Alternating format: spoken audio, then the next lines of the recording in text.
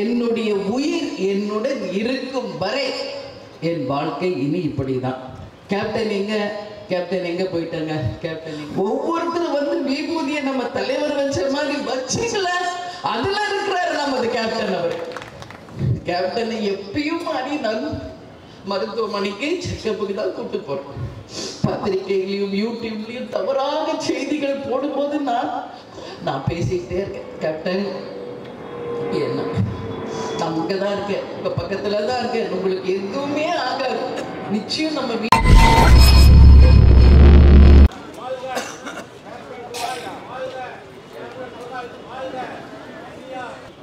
தேசிய முற்போக்கு திராவிட கழகத்தினுடைய கூட்டங்களில் எத்தனையோ பேசியிருக்கேன். ஆனா இன்னைக்கு நம்ம தலைமை கழகத்தில் நம்ம தலைவருக்கு ஒரு நினைவேந்தல் படத்திறப்பு அப்படிங்கிறத நிச்சயமாக என்னால் ஏற்றுக்கவே முடியல. ஏறக்குறைய 1 மாத காலம் ஆக போகிறது நமக்கு தலைவர் அவர்கள் நம்மை விட்டு மறைவு. இந்த 1 மாசத்துல ஒரு நாள் கூட நம்மால சாப்பிட முடியல, தூங்க முடியல, நிம்மதியாக இருக்க முடியல, சிரிக்க முடியல, எதுவுமே முடியல. ஏன் முடியல? இந்த 1 மாதம் இல்லை, 1 வருஷம் இல்லை, என்னுடைய உயிர் என்னுடன் இருக்கும் வரை என் வாழ்க்கை இனி இப்படிதான். கேப்டன் எங்க போயிட்டாங்க? கேப்டன் எங்க போயிட்டாரு அப்படின்னு நான் இங்க உட்கார்ந்து பார்த்துட்டு இருக்கேன். கேப்டன் எங்கேயும் போல. எங்க இருக்காரு? உங்களுக்குள்ள நீங்க இருக்கிறீங்களே, உங்க ஒவ்வொருத்தருக்குள்ளேயும் கேப்டன் இருக்காரு. நீங்க ஒவ்வொருத்தரும் ஸ்டேஜுக்கு வரும்போது உங்கள நான் கேப்டனை பார்த்தேன்.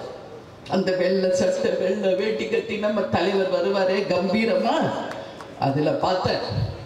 ஒவ்வொருத்தரும் வந்து விபூதியை நம்ம தலைவர் வச்ச மாதிரி வச்சுக்கல, அதுல இருக்கிறாரு நமது கேப்டன். அவர் எப்பொழுதுமே உங்களுக்கு தெரியும், உங்க அண்ணி நெத்தி நிறைய குங்குமத்தோட தான் இதுவரைக்கும் இந்த 33 வருஷம் நான் வாழ்ந்திருக்கேன். என்னைக்கு தலைவர் அவர்கள் மறைந்தாரோ அன்றையிலிருந்து அவர் அணிந்த அந்த விபூதியை தவிர எதுவுமே இனிமேல் என் அடையாளமாக இருக்கவே இருக்காது, என் உயிர் இருக்கும் வரை. அதனால தலைமை கழகத்துக்கு நான் வரும் பொழுதும் தினந்தோறும் தலைவர் அவர்களுடைய நான் சமாதின்னு சொல்லவே மாட்டேன். என்ன அது? கோயில், கேப்டனுடைய கோவில். அது சமாதி இல்லை, ஜீவ சமாதி. அங்க நம்ம தெய்வம் இருக்கிறார். நம்ம கோவில் இனிமேல நம்ம கேப்டன் இருக்கிற இடம் தான். இந்த படிக்கட்டுல தான் நம்ம தலைவரை நாம வச்சிருந்தோம். அந்த படிக்கட்டுல இது வரைக்கும் நான் செருப்பு போட்டு ஏறதே இல்லை, தொட்டு கும்பிட்டு தான் நான் ஏறு. வர அத்தனை பேருக்கு ஏன் அங்க புகைப்படம் எடுக்கிற? கேப்டனுடைய நினைவுகள் அவங்க வாழ்க்கையில இருக்கணும் அப்படின்றதுக்காக தான்.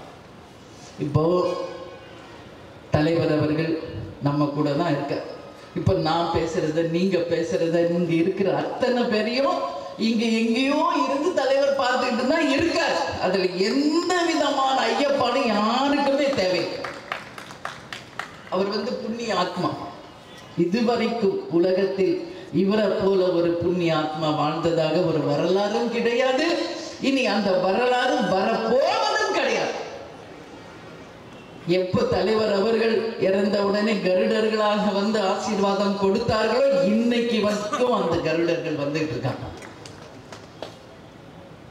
கேப்டன் சொல்லுவார், எனக்குன்னு ஒரு இடம் இந்த உலகத்துல இருக்கு சொல்லுவார்ல, அந்த இடம் இந்த இடம் தான் எனக்கே தெரியல, இப்பதான் அது தெரியுது. நம்ம தலைவருடைய இடம் இதுதான். அந்த நிமிஷம் வரைக்கும் நம்ம தலைவரை எப்படி கொதிக்க போறோம், எதுவுமே தெரியாது, எதுவுமே தெரியாது. கேப்டனை எப்பயும் மருத்துவமனைக்கு செக்கப்புக்கு தான் கூட்டு போறோம். பத்திரிகையிலையும் யூடியூப்லயும் தவறாக செய்திகள் போடும்போது நான் கோவப்பட்டேன். விருப்பப்பட்டிருக்கேன். ஏன்னா நல்லா இருக்கிற ஒரு சிலர் தப்பா எழுதாதீங்க, நல்லா இருக்காரு தலைவர், நல்லா இருக்காரு. நான் எவ்வளோ வாட்டி உங்ககிட்ட எல்லாம் சொல்லியிருக்கேன். அப்பெல்லாம் நல்லா இருக்காரு தலைவர். செயற்குழு பொதுக்குழுக்கு பிறகு தேசிய முற்போக்கு திராவிட கழகத்தில் நடக்கின்ற முதல் கூட்டம் இந்த கூட்டமா இருக்கணுமா நினைச்சேன். நான் பார்க்கல. தேசிய முற்போக்கு திராவிட கழகத்தின் செயற்குழு பொதுக்குழுல நம்ம அத்தனை பேரும் சந்தோஷமாக தலைவரோடு சேர்ந்து அந்த விழாவில் பங்கேற்ற எல்லாருக்குடைய உணவு அருந்தி அன்னைக்கு நாள் கேப்டன் அவள் அவ்வளோ சந்தோஷமா இருந்தார். வீட்டுக்கு வந்து அவ்வளோ ஹாப்பியா இருந்தார். தப்பு தப்பா போட்டப்ப நான் சொன்னேன், ட்ரெக்கியாட்டமே பண்ணல, செயற்கை சுவாசம் கொடுக்கல, எந்த விதமான இல்ல, இன்ஃபெக்ஷன் நல்லா ஆயிட்டாரு, சீக்கிரம் வருவார், எங்கள் தொண்டர்கள் அத்தனை பேரையும் சந்திப்பார்னு நான் சொன்னேன். அதே மாதிரி செயற்குழு பொதுக்குழுக்கு தலைவர் வந்தாரு, சந்திச்சார். அதற்கு பிறகு 15 நாட்கள் அவ்வளவு சூப்பரா இருந்தார் தலைவர். செக்கப்புக்காக தான் நான் கூட்டு போறேன். அன்னைக்கு 25ஆம் தேதி செக்கப் கூட்டு போனோம். அன்னைக்கு கிறிஸ்துமஸ். மியாட் மருத்துவமனை கிறிஸ்துவர்களுடையது. அதனால இன்னைக்கு எந்த டாக்டர்ஸும் இல்லை. 26ஆம் தேதி நீங்க கூப்பிட்டு வாங்கன்னு சொல்றாங்க. எனக்கு பொதுவாகவே 8ன்னா கொஞ்சம் பயம். எப்பயுமே எனக்கு ஒரு சென்டிமெண்ட். 8 26னா ஒரு சென்டிமெண்ட். நான் பயப்படுறேன். இல்லை நான் 25 தலைவரை கூப்பிட்டு வரேன், அப்படியெல்லாம் ஒன்றும் இல்லை, நீங்கள் கூப்பிட்டு வாங்க, இன்னைக்கு ஈவினிங்கு நீங்கள் தலைவரை கூப்பிட்டு போயிடலாம் அப்படின்னு டாக்டர் சேர்ந்து சொல்கிறாங்க. இது மாதிரி உங்களுக்கு தெரியும், 2014 இருந்து இந்த கேப்டன் இருந்த வரைக்கும் எத்தனை ஆண்டு காலம் உலகம் முழுக்க அவரை எத்தனை முறை எத்தனை மருத்துவமனைகளுக்கு அழைத்து சென்று இருக்கிறேன், எத்தனை விதமான ட்ரீட்மெண்ட் கொடுத்துருக்கோம், எவ்வளவோ பண்ணியிருக்கோம். அன்னைக்கும் அதே நம்பிக்கையோட சொல்லிட்டு போறேன், ஈவினிங் கேப்டன் வந்துடுவாரு, சமையல் பண்ணி வைங்க, அவருக்குன்றது ஸ்பெஷல் ஃபுட். ஆனா 26 காலையில் போனால் blood test, urine test, normal test தான் நடக்குது. அப்போ இப்போ வந்து கோவிட் இருக்கிறதுனால அதையும் ஒரு டெஸ்ட் எடுப்போம், பாருங்கன்னு பார்த்துட்டு பாசிட்டிவ்னு வந்திருக்கு. நான் என்ன செய்யணும்னு, ஒரு 2 நாள் இங்கே இருக்கட்டும், 28 நீங்கள் ஈவினிங் வீட்டுக்கு விட்டு போயிடலாம். மருத்துவர்கள் சொல்லும் ஆலோசனை இது வரைக்கும் நான் தட்டினதே கிடையாது. ஏன்னா நம்மளோட மருத்துவர்களுக்கு தெரியும். அது மாதிரி 26 ஃபுல் டே அங்கே இருந்தார், 27 ஃபுல் டே அங்கே இருந்தார். நானும் கூடயே தான் இருப்பேன், கேப்டன் கூட, உங்களுக்கு எல்லாருக்கும் தெரியும். 28ஆம் தேதி ஏர்லி மார்னிங் மூச்சு திணறல் ஆரம்பிக்குது 4 மணிக்கு. அப்போ நான் பக்கத்தில் நிற்கிறேன், கையை பிடிச்சிக்கிட்டு தான் இருக்கேன், கேப்டன் கையை. அவங்க எப்பயுமே டாக்டர் சொல்லுவாங்க, நீங்கள் பேசினாதான் அவர் நல்லா ரெஸ்பாண்ட் பண்ணுறாரு, நீங்கள் பேசுறது தான் அவருக்கு நல்ல மைண்டில் ஏறும். நான் பேசிக்கிட்டே இருக்கேன், கேப்டன் என்ன நான் இங்கே தான் இருக்கேன், உங்கள் பக்கத்தில் தான் இருக்கேன், உங்களுக்கு எதுவுமே ஆகாது, நிச்சயம் நம்ம வீட்டுக்கு போக போகிறோம், தைரியமாக இருங்க, தைரியமாக இருங்கன்னு நான் சொல்கிறேன். நான் பேசுறது அவருக்கு நல்லா கேட்குது, ரெஸ்பாண்ட் பண்ணுறாரு. ஆனால் மூச்சு விட முடியாமல் சிரமப்படுறாரு, ரொம்ப மூச்சு திணறல் அதிகமாச்சு. நான் கேட்குறேன் டாக்டர் கிட்ட, என்னாச்சு என்னாச்சு, ஏன் மூச்சு திணறுது? அவங்க என்கிட்ட ஓப்பனாக சொல்ல மாட்டேங்கிறாங்க. ஏன்னா 5 இயர்ஸ் என் கூடயே அந்த டாக்டர்ஸ், நர்சஸ் எல்லாரும் ஒரு குடும்பம் மாதிரி நாங்கள் பழகிட்டோம். அவங்க சொல்லுவாங்க, கேப்டனுக்கு கிடைச்ச மிகப்பெரிய ஒரு பொக்கிஷன் நீங்கள் தான். இது மாதிரி அந்த ஒரு பேஷண்டோட ஒய்ஃபும் இந்த மியாட் மருத்துவமனை பார்த்ததா வரலாறே இல்லைன்னு சீஃப் டாக்டர்லேருந்து எல்லாரும் சொல்வாங்க. என்னுடைய ஒரே கவனம் குறிக்கோள் கேப்டன் தான், வேறு எதுவுமே இல்லை. பிரபாஷம் கூட கிடையாது. அவங்கள எல்லாம் சின்னப்ப சோறு விட்டு வளர்த்தேன், அதுக்கப்புறம் அவங்களே வளர்ந்துட்டாங்க. என்னுடைய முழு கவனம் 24 hours கேப்டன் மட்டும்தான், வேற எதுவுமே இல்லை. அது பசங்களுக்கு தெரியும். அப்படியே வாங்க, இந்த 10 வருஷம் அவர் சிக்கான பிறகு எங்கே போனாலும் எவ்வளோ நேரம் ஆனாலும் நைட்டு நான் வீட்டுக்கு வந்துடுவேன். ஏன்னா அவரை விட்டுட்டு நான் ஒரு நாள் கூட கிடையாது இருந்ததில்லை. ஆனால் இப்போ 1 மாதம் அவரை விட்டுட்டு எப்படி நான் இருக்கேன்னு எனக்கே தெரியல.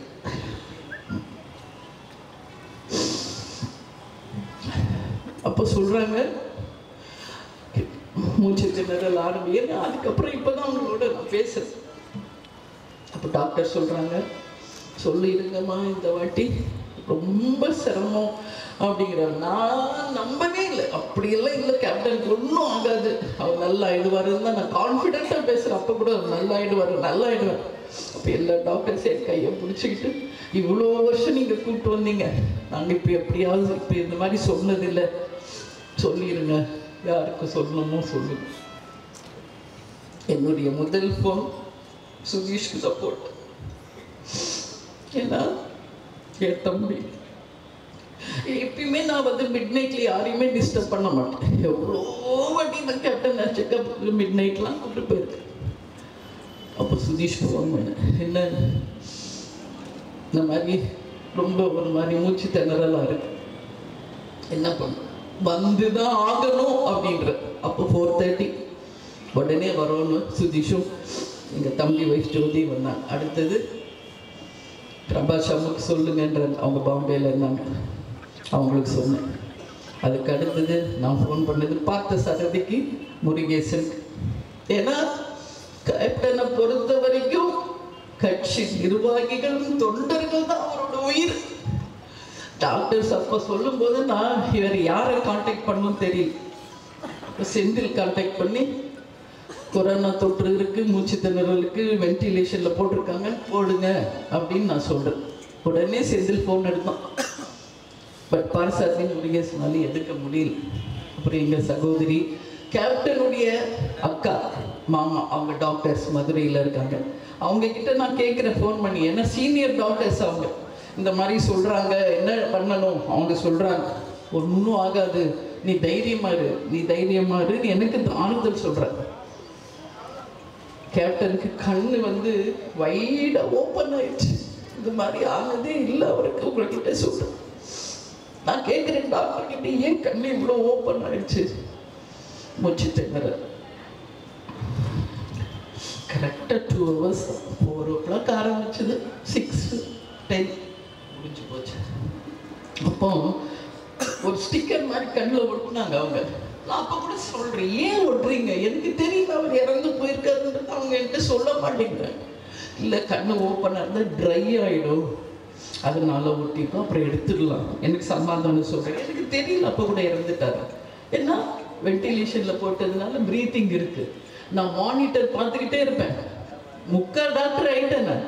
3/4 கேப்டன் கூட இந்த 10 வருஷம் ட்ரீட்மெண்ட் பார்த்து டாக்டர் ஆகிட்டேன். பல்ஸ் எவ்வளோ, பிபி எவ்வளோ, சுகர் எவ்வளோ, எல்லாமே பார்ப்பேன், எல்லாமே நான் பார்ப்பேன். ஸோ பல்ஸ் நல்லா இருக்குது, பிபி நல்லா இருக்குது, சேச்சுரேஷன் நல்லா இருக்குது. ஏன் கேப்டன் வந்து பொழைக்க மாட்டாருன்னு சொல்கிறீங்கன்னு நான் கேட்குறேன். இல்லை இப்போ வென்டிலேஷனில் இருக்குதுனாலும் அப்படி இருக்கு, எடுத்தா கிடையாதுன்றாங்க. அப்போ அதுக்குள்ளே சுதீஷ் வந்துட்டாப்புல, எல்லாமே முடிஞ்சு போச்சு. இது அன்னைக்கு ஆக்சுவலி நடந்தது. ஏன்னா செயற்குழு பொதுக்குழுக்கு பிறகு இப்போ தான் உங்கள் எல்லாரையும் நான் சந்திக்கிறேன். எங்கள் நிர்வாகிகள் தொண்டர்கள்கிட்ட நான் ஓப்பனாக பேசணும், பத்திரிகையாளர்கள்கிட்ட பேசணும். பத்திரிகையாளர்களும் யூடியூப் சேனல்ஸும் எவ்வளோ காயப்படுத்துனீங்க கேப்டன் இருந்தப்போ. நான் பல தடவை உங்ககிட்ட கேட்டிருக்கேன், நல்லவர்கள் புரிஞ்சுக்கங்க, தப்பாக போடாதீங்க. அப்போ இப்போ எந்த யூடியூப் சேனல்ஸும் மீடியாவும் கேப்டனை அதோட பாதாளத்துக்கு கொண்டு போச்சோ, இன்னைக்கு நீங்கள் தான் அவரை வசத்தி நிற்க வச்சிருக்கீங்க. உலக அளவில் இன்னைக்கு கேப்டன் புகழை பரப்பி இருப்பவங்க மீடியா அண்ட் யூடியூப் சேனல்ஸ். இது கேப்டன் இருந்தப்பயே நீங்கள் பண்ணியிருந்தீங்கன்னா எவ்வளோ சந்தோஷப்பட்டிருப்பார் கேப்டன். பத்திரிகையாளர் மேலே அவ்வளோ ஒரு மரியாதை வச்சிருந்தார். அவரை புரிஞ்சிக்காம போகும்போது அவர் டென்ஷன் ஆக ஆரம்பித்தார். இதுதான் ஆக்சுவலாக நம்மளுக்குள்ள நடந்த பிரச்சனை, வேற எதுவுமே கிடையாது. இப்போ உங்க எல்லாருடைய கோரிக்கை இதை வந்து கோவிலாக ஆக்கணும். இப்போ நான் சொல்றேன், இந்த பிரபஞ்சம் இருக்கும் வரை கேப்டனுடைய கோவில் நிச்சயமாக ஒட்டுமொத்த மக்களாலும் ஏற்றுக்கொள்ளக்கூடிய ஒரு கோயிலாக உருவாக்கணும். ஏன்னா நம்ம தலைவர் சாதாரணமான தலைவர், ஜாதி மதம் மொழி இனம் அனைத்தையும் கடந்த ஒரு தலைவர். நானும் பார்த்துட்டு தான் இருக்கேன் தமிழ்நாடு முழுக்க என்ன நடக்குது. எந்த தலைவருக்கும் நடக்காத விஷயம். இந்த நேரத்தில் நான் பல பேருக்கு நான் நன்றி சொல்லுவேன். இது கேப்டனுடைய நினைவேந்தல். ஆனால் அவருடைய வாழ்க்கையை உயர்த்திய 2 உயிர்கள், ஒன்று எங்கள் அன்பு அண்ணன் இப்ராஹிம் ராவுத்தர் அவர்களுக்கும் எங்கள் பொதுச் செயலாளர் ராம் வசந்தன் அவர்களுக்குமே இந்த நினைவேந்தலை அவர்கள் நினைவேந்தலையும் நான் சேர்த்து இந்த நேரத்தில் சொல்றேன். கேப்டனுடைய வளர்ச்சியில மிகப்பெரிய பங்காற்றியவர்கள். அதனால நிச்சயமா நான் சொல்றேன், ஒட்டுமொத்த உலக தமிழர்களுக்கும், நமது தமிழ்நாட்டில் இருக்கும் ஒட்டுமொத்த தமிழர்களுக்கும் ஒவ்வொரு வீட்டிலும் 28ஆம் தேதி 29ஆம் தேதி டிவியை போட்டவங்க ஒருத்தர் வீட்டில் கூட சமையல் பண்ணாம சாப்பிடாம கேப்டனுக்காக கண்ணீர் விட்டு அத்தனை அன்பு உள்ளங்களுக்கும் தேசிய முற்போக்கு திராவிட கழகத்தின் சார்பாக இருக்கரம் கூப்பி நான் நன்றியை சொல்றேன்.